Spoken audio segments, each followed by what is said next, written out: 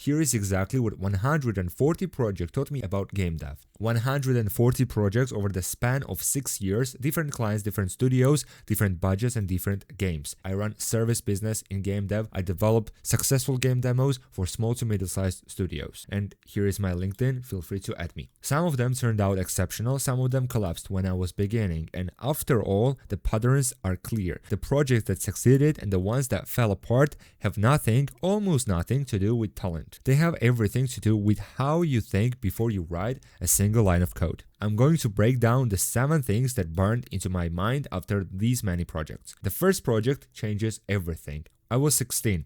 Someone DM'd me on TikTok because I was posting about my 2D game, and the budget was $500, 3D monkey platformer, my very first client. I had never built anything 3D, never worked with a client, never been paid for game dev. I just had a passion. I called my friend because I was scared. He was 14. I told him, I'm scared, let's do this together, and we did it. We spent 2 months building something we had absolutely no qualification to build. The code was terrible. The project did not ship because they ran out of money. And it was one of the most important projects of my career. Not because I earned quite a lot of money. It was just 500 at 16. Maybe it's a big money, but still. What it taught me was about working with clients, defending my price, delivering under pressure with real money on the line. No tutorials simulate that ever. Most developers wait until they feel ready, and that readiness never ever comes. I risked it because I had no experience or clue how I would develop it, but I still did it, and the risks are biggest rewarding things ever. The biggest and most successful projects I've ever had were because I risked and was convinced that I would do it, and I really did it in the end, because the pressure you get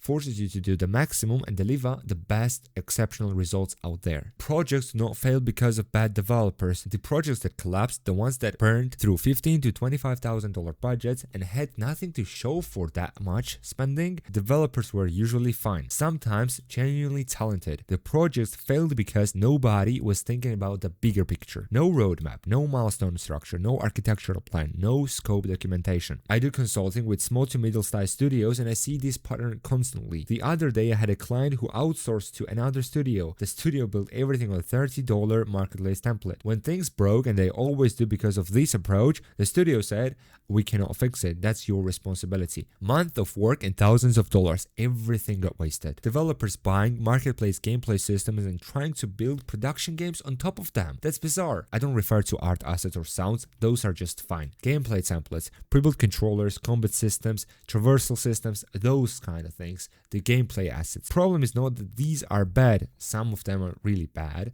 but the problem is that every line of code was done by a different developer with a different philosophy, with different set of assumptions, with different goals. You take one developer's traversal and another's combat system and try to make them work together. How does that happen? 2 architectures fighting inside the same project. You touch one variable and 10 other things break. Every fix creates a new problem. Every new problem costs more hours. Every new hour costs more money. This compounds silently until the project is so fragile nobody wants to touch it again. Because of exactly this, I have rebuilt complete and entire systems for studios to spend more money on fixing marketplace integrations than it would cost them to build from scratch on top tier level from the start. One architecture, one standard, one philosophy built from scratch. That's the only guarantee. Every course teaches you how to code, how to make the character move, how to build combat, how to set up AI, and I think most of the time you really forget about it as soon as you finish the course. But the skill, most importantly, the skill that made the biggest difference across 140 projects was not coding. It was planning, it was software architecture. Knowing how to structure a project before writing a single line of code so that it holds up under the real production pressure after, say, 6 months into the development. Which systems need to exist, how they communicate, what is the responsibility of one and another, how the whole thing scales from 5 to 50 features and more. I built my own standard operating procedures, SOPs, over the years. Folder structures, this is one of the most important things. Naming conventions, blueprint architectural patterns, communication standards between the systems. Tested it over 140 projects, and it does indeed take time. When I start a new client's project, before I open the engine, the entire project is already planned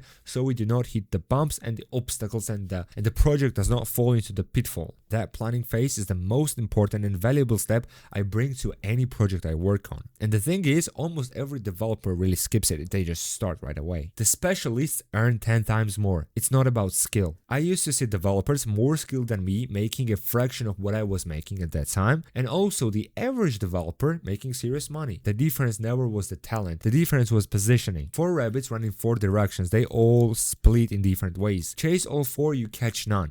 Chase one and you really catch the one, and you become the best at it. I stopped being a generalist, focused only on gameplay programming, then narrower, only player-related systems, combat, traversal, scalable architecture. I am not competing with millions of generalist developers who do everything on 25%. Maybe I am competing with a handful of people in the world who do this on the same level as I do, on 100%, on the top tier level. When someone thinks of traversal system in Unreal Engine, I want them to think of me. 10 generalists, if they respond to a job, their portfolio gets buried because they're compared on the price, not a value. Whenever the specialist responds, the comparison disappears. Price becomes secondary. You don't need to be better than everyone. You need to be only one who does what you do. And the last one, the real education does not exist. This is the biggest realization from 140 project. Everything I described, the architectural thinking, the planning methodology, specialization, positioning, business strategy, everything that is necessary for you to advance, none of this exists in any course or program. Every course in game dev teaches you how to code, not even how to think behind that code,